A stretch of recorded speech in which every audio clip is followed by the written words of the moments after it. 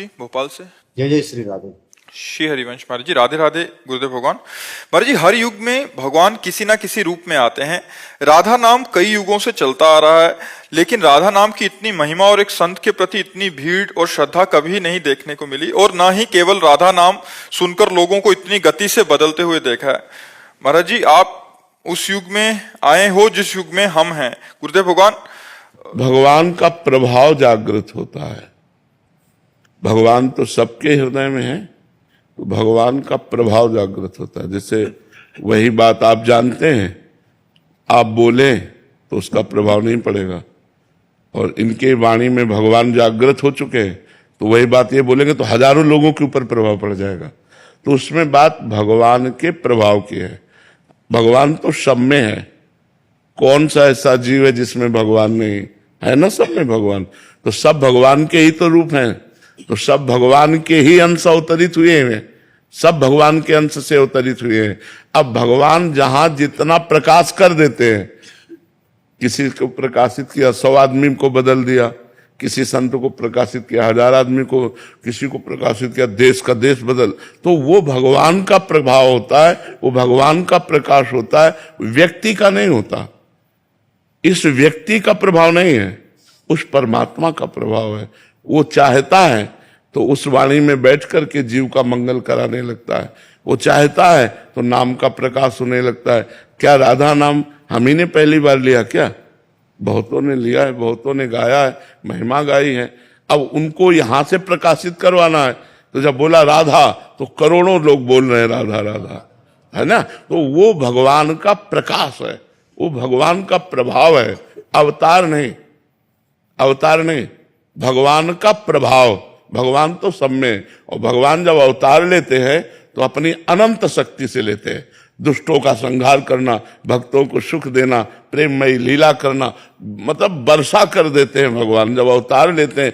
घोर पापियों को भी भगवान परम पद देते हैं, बिना साधना के भी परम पद देते। अवतार एक अलग चीज है।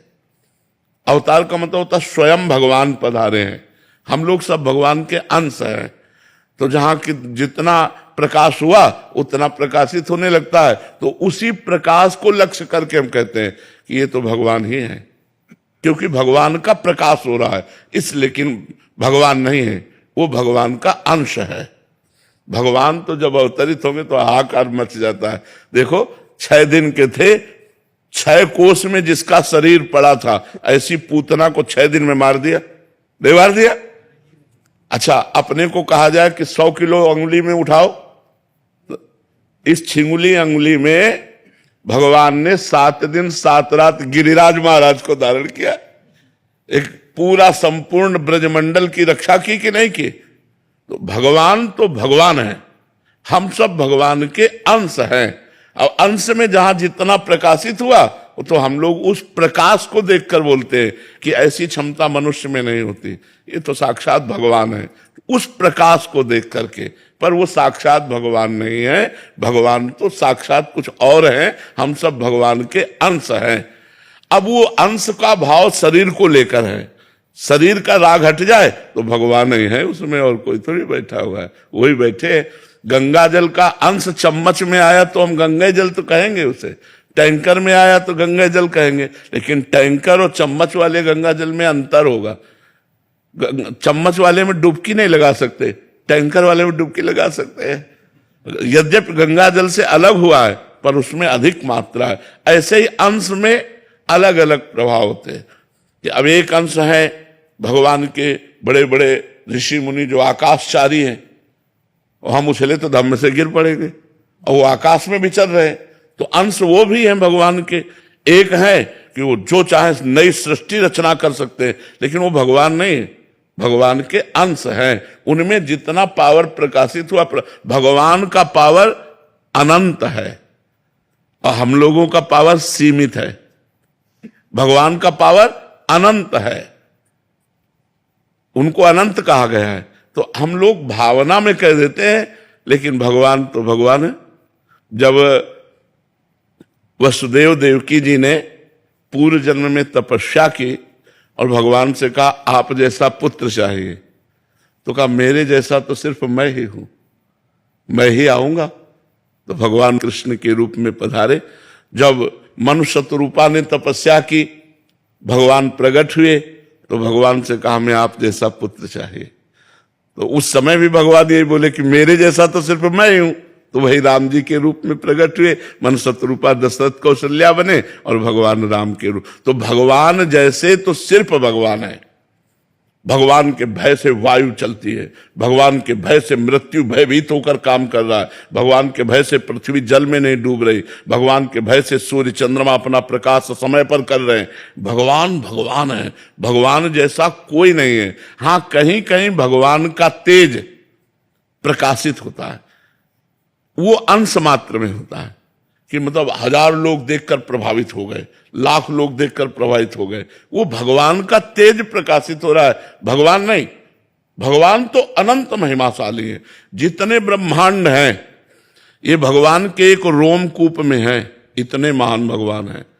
देख रावा माते तिन अद्भुत रूप अखंड, रोम रोम प्रतिलागे कोटि कोटि ब्रह्मांड। जैसे गूलर के फल में दाल ऐसे झुके और उसमें 10 गूलर लगी है, ऐसे एक रोमकूप में 10 ब्रह्मांड, लाखों ब्रह्मांड है।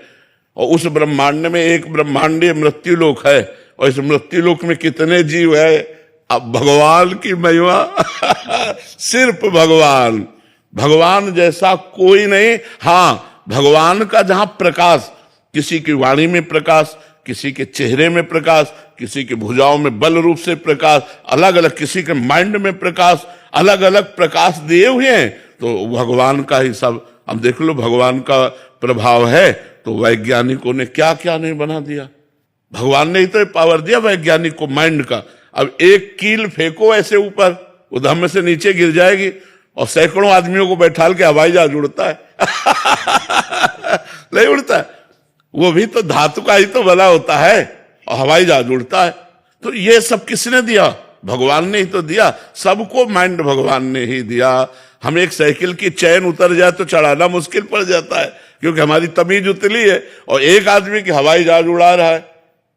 तो भगवान ने माइंड का विकास किया है, भगवान ने अपना अपना प्रभाव रखा है कि उसकी वाणी बोले तो हजारों का परिवर्तन हो जाए। वो भगवान उसकी वाणी में प्रभाव प्रकाशित करते हैं, ना कि वो भगवान है। भगवान तो अद्वितीय है, भगवान जैसे तो सिर्फ भगवान है। जैसे कालिया नाग पूरा काली दह जहर से तपता था, गौं ने और ग्वाल बालों ने पी लिया तो सब मर गए। भगवान ने उसी काली दह के जहरीले पानी में कूदकर सैकड़ों फण वाले काली नाग को रौंद डाला, उसके फणों पर चढ़कर नाचा, उसने डसा। भगवान को क्या फर्क पड़ा? कुछ नहीं पड़ा। आखिरकार वो चरणों में गिर करके रमणक द्वीप में आज भी वास करता है। तो विचार करो, भगवान की समानता, भगवान की समानता कौन कर सकता है? विश्व में जिसे परास्त नहीं कर सकता था ऐसा कंस था। इतना बलवान था कि जरासंध ने अपनी 2 बेटियों का ब्याह किया। जरासंध अद्वितीय योद्धा था, मतलब हजारों राजाओं को कैद किए था भैरव बलि देने के लिए। हजारों राजाओं को कैद किए था, भगवान ने उनको छुड़ाया। तो कंस को भगवान ने बाल पकड़ के घसीटा, 11 वर्ष की अवस्था थी, बाल पकड़ के घसीटा, मंच पे पटक दिया, ऊपर कूदे, मर गया जान से। 11 वर्ष के बालक में इतनी सामर्थ्य। अघासुर, बकासुर, धेनुकासुर, प्रलंबासुर, कितने मुष्टि क्षाणों मार मार के 60,000 हाथियों का बल लगता था, कोलिया पीड़ हाथी, तो ऐसे सूर पकड़ के खिलौने की तरह पटक दिया, मर गया। भगवान जैसे भगवान भगवान जैसा कोई हो ही नहीं सकता, उनके अंश हैं। अब किसी में तेज प्रकाशित है, वाणी में, बुद्धि में, बल में, बोले यार ये तो साक्षात भगवान है।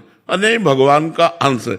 एक अंश भगवान के सूर्य है, तो पूरे आप विश्व में कहीं घूमिए और सब जगह प्रकाश यही दे रहे हैं, जहां देखो वहीं अपने सामने नजर आएंगे।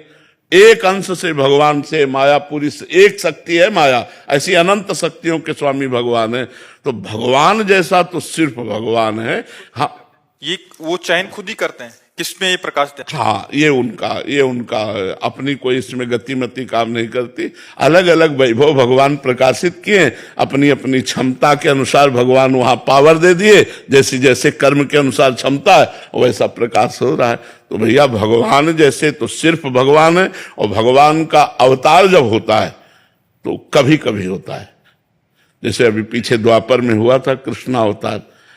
ऐसे कितने ऋषि मुनि प्रकट हुए जो बार बार धर्म की स्थापना करते हैं। भगवान जब अवतरित होते हैं तो दुष्टों का विनाश करके, विनाशाय च दुष्कृताम, और धर्म की स्थापना करते हैं। लेकिन जब भगवान का पावर भक्त रूप में प्रकट होता है तो दुष्टता का विनाश करके, दुष्टों का विनाश करके नहीं, दुष्टता का विनाश करके भक्ति की स्थापना करता है।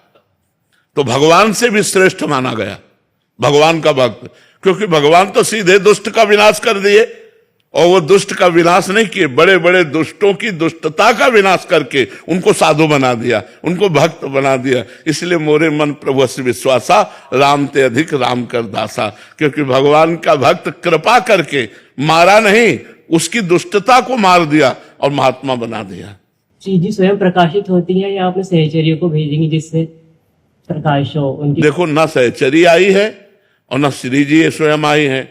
श्री जी की कृपा दृष्टि हुई है। अभी श्री जी का महात्म तो ये तो उनका महात्म सुना रहे लालजू का, और ऐसे लालजू जिनके चरणों में मुकुट रखते हैं वो हमारी महारानी जो है। श्री जी की कृपा दृष्टि, कृपा कोर मात्र होने से ये प्रभाव है। ये श्री जी की कृपा कोर का प्रभाव है। श्री जी कृपा कोर कर दिए जरा सी, प्रभाव ही प्रभाव दिखाए। श्री जी की सहचरी आई हरिदास जी के रूप में, श्री जी की सहचरी आई हरिराम व्यास जी के रूप में, श्री जी की सहचरी आई हरिवंश महाप्रभु के रूप, ये सहचरी आई। और जब श्री जी पधारती है तो फिर लुटता है रिद्धियां सिद्धियां, सब मारी घूमती गलियों में, बरसाने में रिद्धियां सिद्धियां, भक्ति सब नृत्य करती, क्योंकि महारानी जो पधारी आज भी है, पर वो दृष्टि हमारी नहीं है इसलिए हम देख नहीं पाते। महारानी जो तो अब ये सबसे अलग बात है। आगम निगम पुराण अगोचर, आगम निगम पुराण सब चर्चा बंद।